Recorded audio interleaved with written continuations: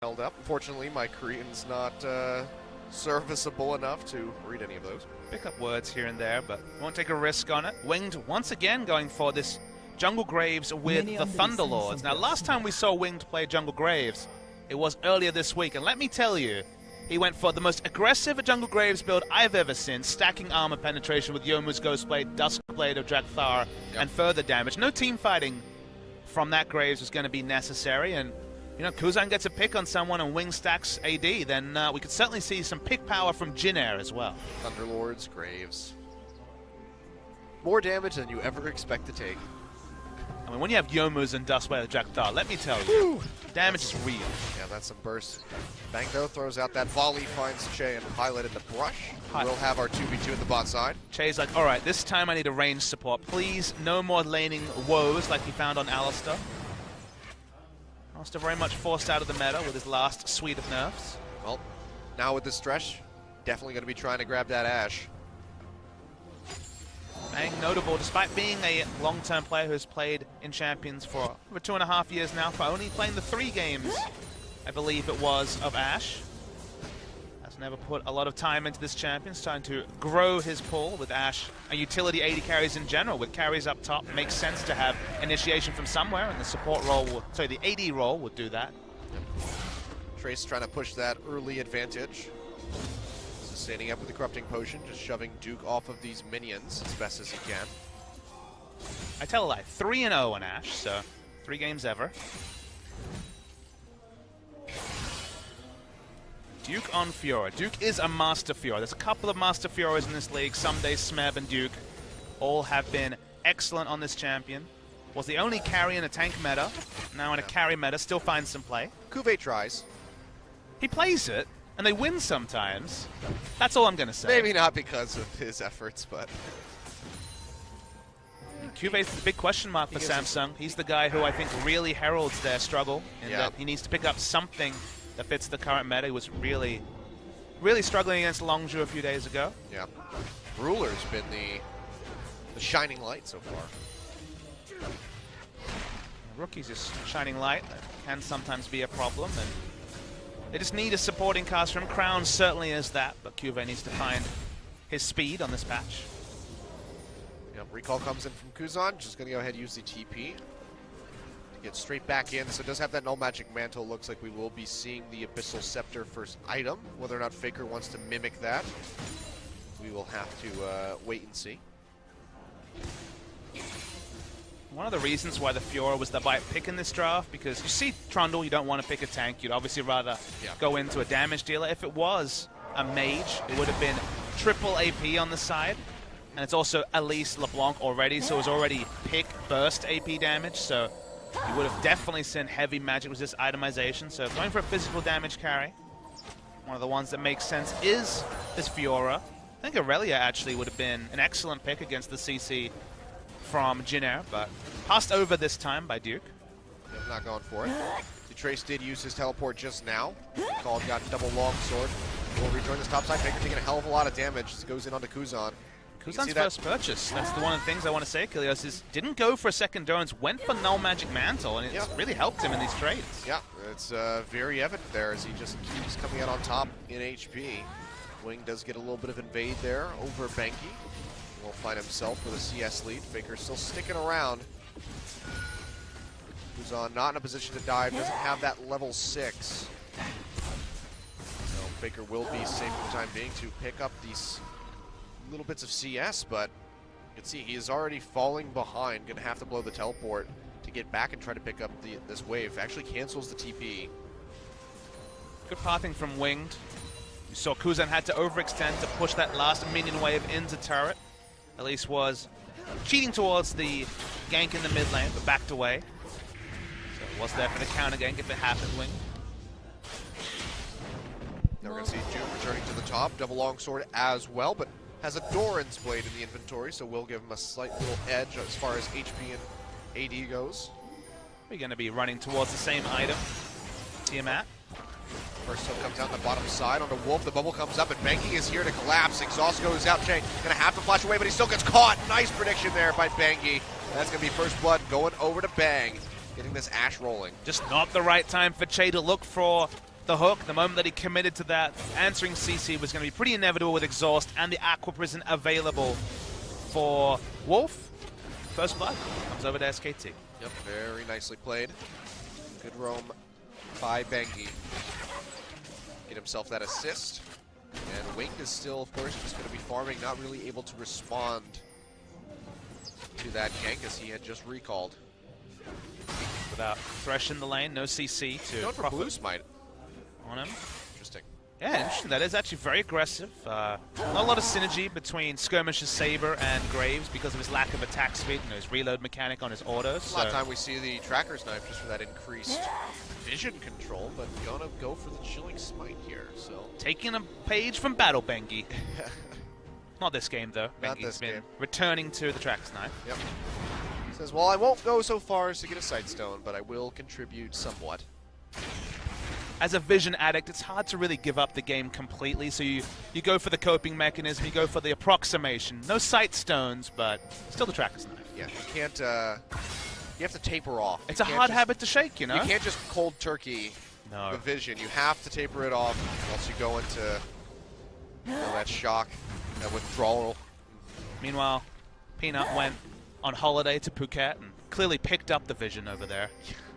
That habit. Oh. So much warding this season from that young boy. Not a whole lot else. No.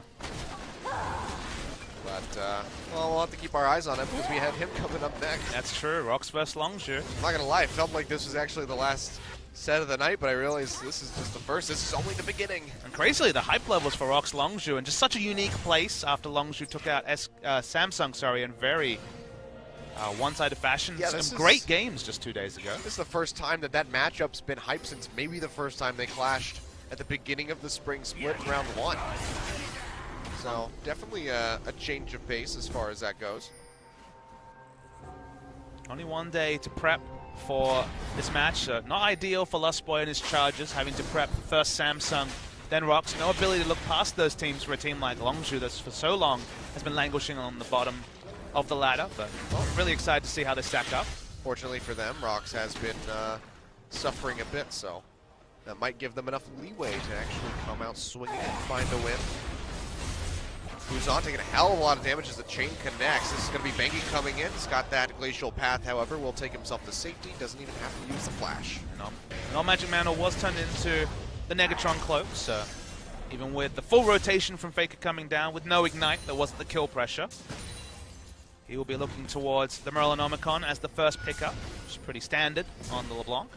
Yep, Wing's going to come in here, try to pick up some of this CS and not have it just go to waste, but he loses the cannon. So, epic sadness. Very much is. Trace is going to roam down and look for Faker.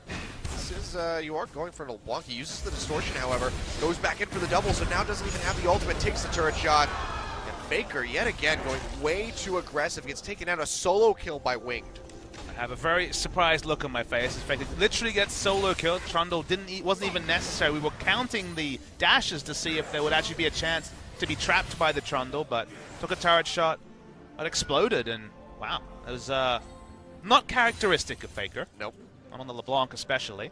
You can't tilt now, Faker. You don't have another game after this one to come back and play Fizz. You're giving gold to the man who built full damage on the Graves last time, so let's see how manly Winged is feeling. I have to imagine he'll need at least a more Malmortius to deal with being exploded on his own by the Faker. I think you just innately feel pretty manly if you're playing Graves. Oh, that's going to be the first one down on the Duke. Nothing more he can do. KUZAN finds a kill. Suddenly it's 2-1. And just a couple hundred gold separating these two teams. Dragon not yet coming into play, but Jin Air making some good rotations around the map. Very good roam by that Lissandra. Oh, Pilot still, that was an interesting interaction. Still gets caught by that one. Wolf, though, gets grabbed up. The box is there. Can't even finish the tidal wave, and he's going to go down.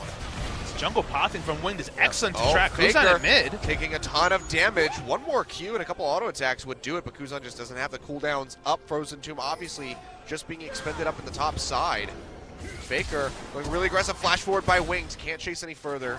Oh, his ult was just a couple of seconds off cooldown as well. That probably would have been enough to take down Faker. It would have been really close. But wow, let's take another look at this up top. So it just catches him off the backside of that dash. And we couldn't tell if the W was up for Duke. Either he didn't have time to react or he'd already used it in a trade against Trundle. So once that stun had come down, burst was always going to be registered. But the jungle pathing from Wing to be in position in the bot lane was really nice to see. That was great synergy between the duo and Winged. Iceborne Gauntlet first pick up for Pilot. Yep. Yeah, we are going to see the replay of this. Winged is just in the exact right spot. Prediction of the flash by Che. Goodbye, Nami. I mean, that seems to be just the story so far, is Winged being everywhere that he needs to be. Not to mention coming up with a solo kill on Faker. That was pretty good. Duke, though, starting to get a bit of an edge in that topside matchup as he's trying to get the Black Cleaver finished out. Already has the Phage picked up. But using those weak points, really hammering that true damage onto the Trundle. If Trace is fighting in a minion wave, I think all the sustain from the King's Tribute passive might be enough for him to win the 1v1, but it's going to be very close. Yeah. Well, looks like they will just disengage off of that dragon. It's just a Cloud Drake. It's not worth shedding blood over. They will back off, but Jin Air are starting to come up with a bit of a CS lead here. KT really doubling down a lot of people around bot lane. Yep, trying to get in there, but not going to be able to take away the Krug. And look at Trace going ham. Forces out the Grand Challenge, but KUZAN's here as well. Duke in a really bad spot. TP going to come through, but he still gets caught out. Cancels the teleport from Faker. And the Fiora goes down. 4-1. 1,000 gold lead here for Jin Air. SKT just not able to find any steady ground to stand on. I mean, Duke really needs Bengi to show some presence around top, and it's not necessarily a gank, but some vision. They have one pink ward very shallow in their red side jungle, but nothing else, and twice KUZAN has been unleashed on the map. Walk top. That time we knew W was down. So it was always going to be a kill. Faker's teleport just not being able to channel fast enough. There's no way for them to answer that. And this is just, honestly, bad jungle pathing from Bengi. He needs to provide help in what is a snowball top lane matchup between Trundle and Fiora. Yep. There's a 4-man investment on the bottom side of the map, but they can't even find a dive to go for. So they all just have to back off. Bang does have a little bit of a CS lead, but we can see now Pilot has completed the Iceborne Gauntlet first, has that tier stacking up, so he's going to be able to kite away this Fiora and this Elise who just want to get on top of his face. The jungle pressure, so the lane pressure in bot lane to allow for this red buff steal. Ashe can also send an arrow, so Bengi lying in wait. He's getting hit by that red minion. Will find Wing, catches him with a cocoon. He gets popped up into the air, but that's going to be the lantern down. They can't chase him, and Winged will make it out alive. And Bang doesn't send over an arrow. May have been flashed over. We'll never know, but do not secure the kill with that. Really interesting that he didn't just throw that out. All of the chain CC. And he could have denied that lantern take. Bubble will land on the Pilot, but the hook comes out. Wing's here, but they don't go forward on the Wolf. Bengi's taking away the Cloud Drake. Looks like he will be able to secure this one unless Wing can throw the collateral damage for a steal. It's a little bit of a reset. They don't have vision in the pit quite just yet. Smoke bomb comes down, they will be able to take this one away, but the very minor pickup, it's not going to do a whole lot to stop the bleeding. And there was a green ward, so they had vision of the dragon down to about 1,500 health, but their charges just didn't have the cooldowns or the items ready to contest that one. Well, Faker going to get grabbed up here by that Frozen 2. He snaps back into the middle, but Winged one more auto attack will take him down. Faker dying for the second time this game. Just not been playing this one so well. It was off his own mistake. The death was very needless under the enemy turret, just trying to harass a Graves, and then from there, the snowball has been real. LeBlanc is still a snowball laner, and is really struggling in this game. Yep. Bengi's going to try to hold on to this mid tower. It's whittled down to about 30%. Top lane, the lead is growing for Trundle. Oh no, Bengi gets grabbed up, the box comes down, KUZAN takes the lantern to come forward. He's going to get popped by the Thunderlord's tidal wave all too late.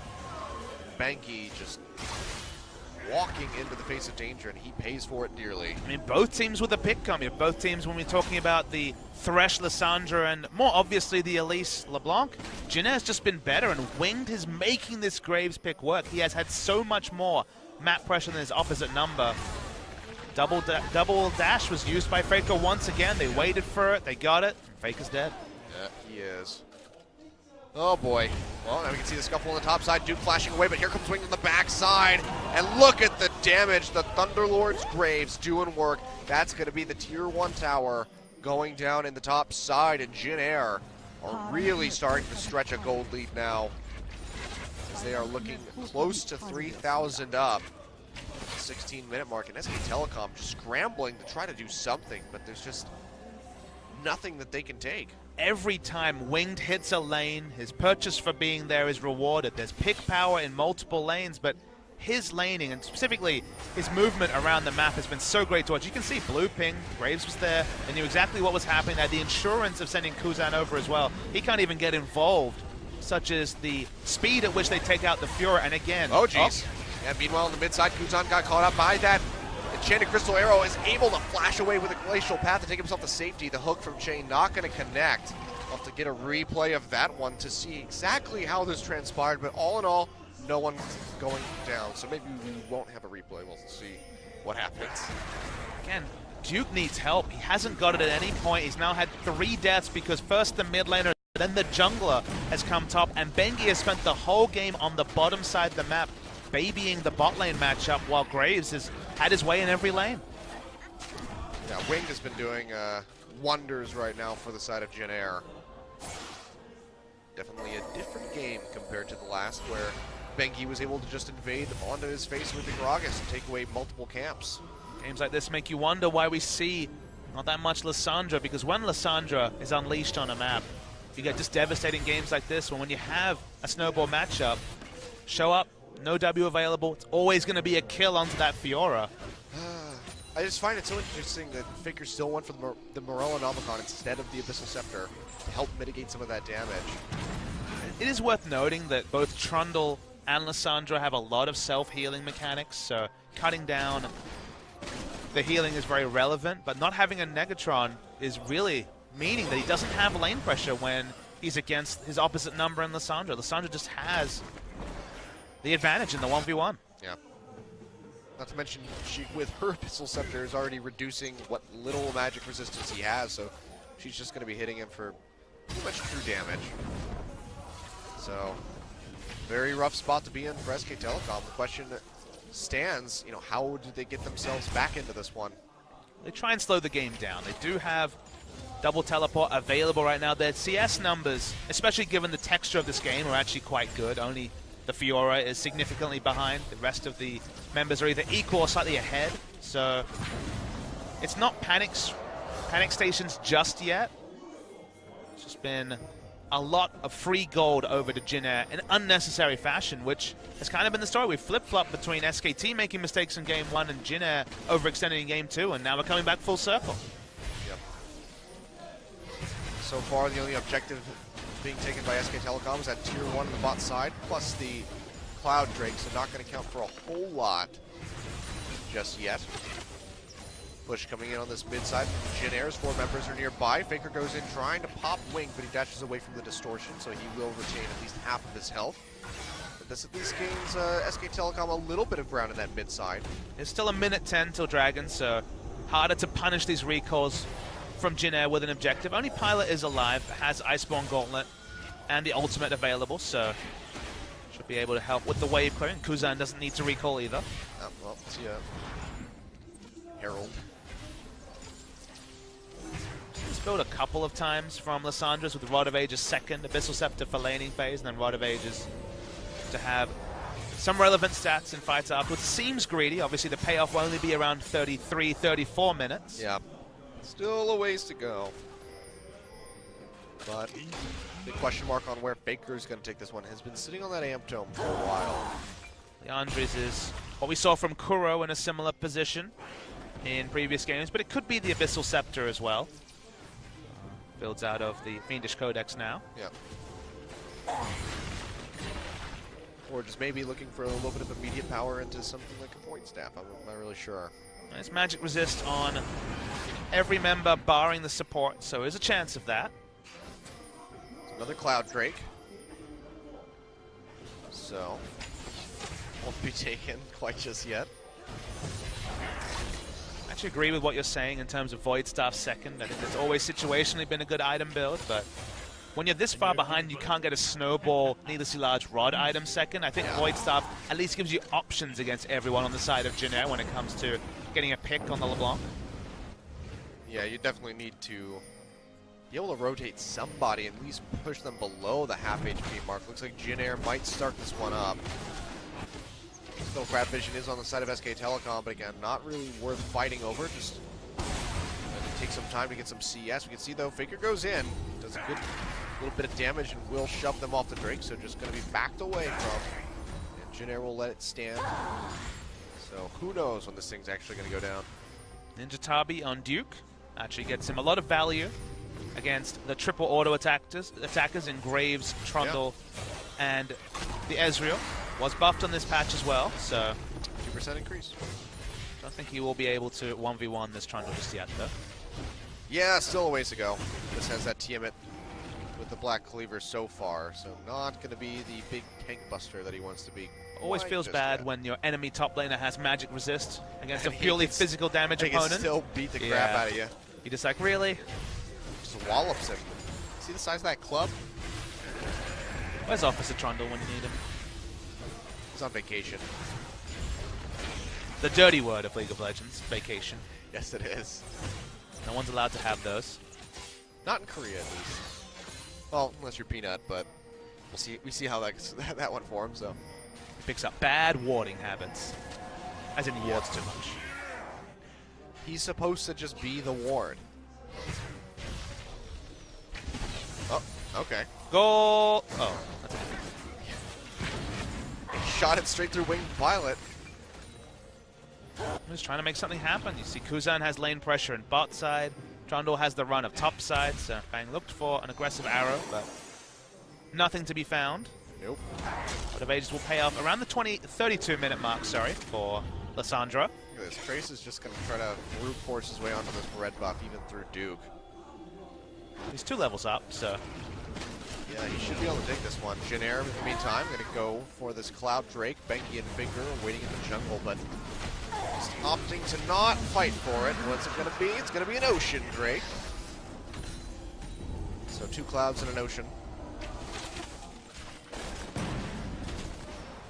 Wings keeps piling on the CS, 17 up. And with all the early kills, is clearly in a nice snowball position for himself. Will soon be the Mormon Mordia, so will allow him to position aggressively against Faker and Bengi. Be more of that team fighting build that we've come to know and love from Graves players. Yeah. Well, SKT, as you mentioned, certainly slowing things down, trying to stop hemorrhaging objectives as best as they can and get these lanes caught back up. Bang is still in a lead as far as the AD carries are concerned. Faker very much, probably the largest disadvantage right now, other than maybe Duke. Actually, yeah, definitely other than Duke. Wolf, though, gets caught out by that hook, and look at the damage coming through. The arrow not going to connect, but here comes KUZAN, pops him with the Frozen Tomb. Will be able to take out the Nami just like that. Duke trying to go aggressive onto Trace, but the rest of Jin Air are getting ready to collapse up this top side. He completes the grand challenge. Trace just flashes into his team, and Duke goes over the wall. Not a whole lot of places he can go, so he's going to have to try to execute, but he's still a full HP Fiora. Oh, TP. Looking for the teleport. He's got the TP. Oh, KUZAN missed the AoE of the W. Wow. What a terrible Lissandra. That was actually a pretty big mistake. Could have just gone. Oh, yeah, that was pretty good. Wow, he comes right back in for Trace. What were you doing? Trace, oh my god, just hands him the kill on a silver platter. But the balls to just re-enter lane after making the defensive teleport and straight up kill Trace. I need a replay of that one. That's great. That's the last thing that I expected to happen. That's the last thing Trace expected to happen. Clearly. Wow, that was really good. Now Duke actually might be able to get that tier 1 tower as the one in the mid goes down, and SK Telecom finally picking up some objectives. It's still pretty beefy. but there's 15 seconds on Trace and no one to answer, so he should be able to take this one out. So wow, nicely played by Duke. And that lets you know that the item timings right now mean that, especially if he's away from a minion wave, Duke has the ability to burst down this Trundle. You'll notice when the first fight was happening that Trace flashed out of, it was again away from a minion wave, away from the King's Tribute and the Ravenous Hydra lifesteal. And if you're just fighting away... Alright, so here we go. So KUZAN, so he's going to miss this barrel. Oh, yep, barely misses that one. If he had walked up, he would have been able to interrupt it, but assumed that Duke was teleporting right on the edge, and Duke just literally walks into lane. Trace walks towards him. Yeah. I don't think he was watching his screen that closely. Okay, well... It wasn't even like a sneaky, like I'll go around, I'll come through the bush and I'll find you. It was just, hey, how's it going? Bengi, though, get caught out by that frozen tomb, but Wolf is there to back him up with the ebb and flow, and Bengi is still decently tanky on that Elise. Another Ashe arrow goes to the Nether Realm. Did not hit anyone. Bang. Come on, Bang. The Negatron Cloak did a lot of work for Bengi, so yeah, that's one of those situations that actually is more important than just burst not killing someone, and that Bengi can be like, wait, this burst isn't actually, you know, taking out a lot of my life bar, and it gives you a bit more confidence going into future fights before something like a Void Staff is finished for KUZAN. It's pretty negligible. Let's see, though, it's going to be the Zonia's completed here for KUZAN. Finished the Rod of Ages about 5 minutes ago as well, so we'll see that completed in about 32 for the stacks.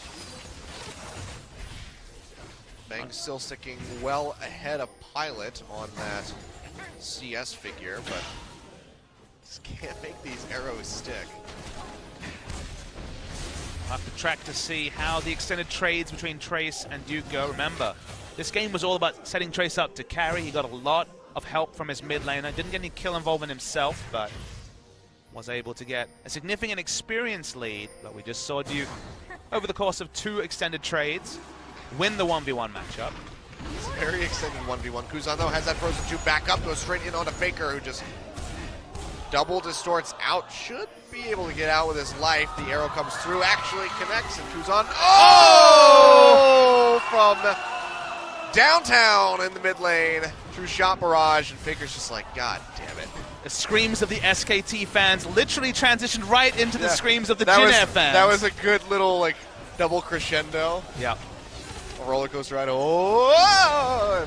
Squeals all through Seoul East Stadium. Now they're going to try and push this mid turret. Going to get a good amount of damage in here, but Wing's taking a hell of a lot. Pilot getting slowed up. Shay gets popped into the air. They don't have the arrow quite just yet, but they're still able to confirm the kill. The TP just now coming in from KUZAN. Looks like he does cancel it. So not going to be joining his team, but another kill picked up here for SK Telecom, who are holding on by a bit of a thread at this point, but they're still taking the necessary steps to get themselves back into this game. When it was 7-1, they were certainly holding on by a thread, but the last 10 minutes or so have been pretty much exclusively SKT. We got to the moment... We'll call it a rope. Sure, they've got a rope. They certainly seem to be using it aggressively, given that Duke now is able to split push out this outer top lane turret. They've won the last couple of skirmishes as well. Big story is that Winged hasn't been around for most of these skirmishes, been more of an onlooker. They haven't been able to make proactive moves around the map with the Lissandra, and things are starting to steady for SK Telecom. I'm sure Faker wishes that was an escape rope. So you can just be like, all right, get me the hell out of here. Not everyone can have a Thresh come by and throw a lantern. Well, you always need an escape. Pokemon taught me that, at least. Bengi's decided that he is the bush face checker, because Nami cannot do that as a ranged support. Went for Guardian Angel as his second completed item after the jungle item and the Rylai's. That is official title, the bush checker? Yeah, he's the bush checker. As an Aussie would say, bush checker! But I try not to use that voice too much on broadcast. Why? Oh, you know. Because you want people to understand you. Yeah, that's, you know, that's what I'm going for. I have a large American audience that less aware of that Aussie accent. Oh, Wall Pillar going to go on the wrong side of Bengi. Knocks him a little bit further away. Dragon started up. Again, it is the Ocean. Will be taken away by Jin Air. SK Telecom just want nothing to do with this one. They have Duke splitting up in that top side.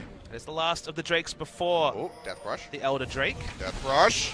Arrow comes in, finds KUZAN. Flash away by Jay. Keeps himself safe. True Shot Barrage taking a little bit off of Bang.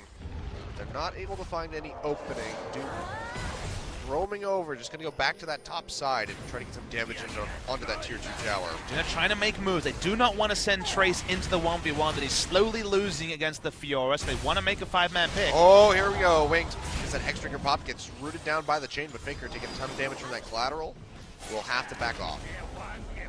They follow up here. The chain. They don't have an easy way. At 35. Go. Single off.